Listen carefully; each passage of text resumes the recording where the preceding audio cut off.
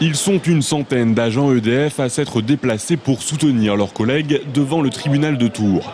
4 salariés, dont 2 représentants syndicaux, sont assignés en référé par la direction d'EDF pour entrave à la liberté du travail. Depuis 4 semaines, les agents EDF grévistes ont installé des piquets de grève filtrants sur le site de la centrale nucléaire de Chinon. La direction leur reproche de ne pas laisser les non-grévistes se rendre sur leur poste de travail.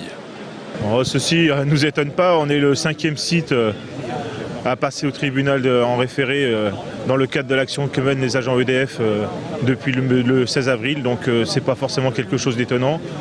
Aujourd'hui, la seule réponse que fait la direction aux revendications du personnel, c'est de porter les organisations syndicales et le personnel devant les tribunaux. On n'a jamais eu de la part des autres ouvriers et des autres salariés de la centrale la moindre animosité. Ces piquets de grève, suivis par 25 à 40% des salariés, sont-ils illégaux? C'est la question à laquelle va répondre le tribunal de grande instance de Tours. Dans un courrier adressé au syndicat, la direction demandait le respect de l'ouverture d'un point d'accès par tranche du site de la centrale.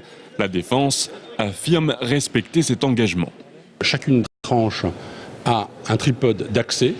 Ça crée évidemment un embouteillage qui gêne le travail, mais c'est le but même de la grève, comme je l'indiquais au juge des référés. S'il n'y a pas de gêne, il n'y a pas de grève. S'il n'y a pas de gêne, il n'y a pas non plus de piquet de grève. Donc il faut absolument que les salariés exercent une pression sur l'employeur. C'est ce qu'ils ont fait dans une limite qu'on vient de déterminer. Par chance, l'employeur lui-même l'a déterminé, cette limite.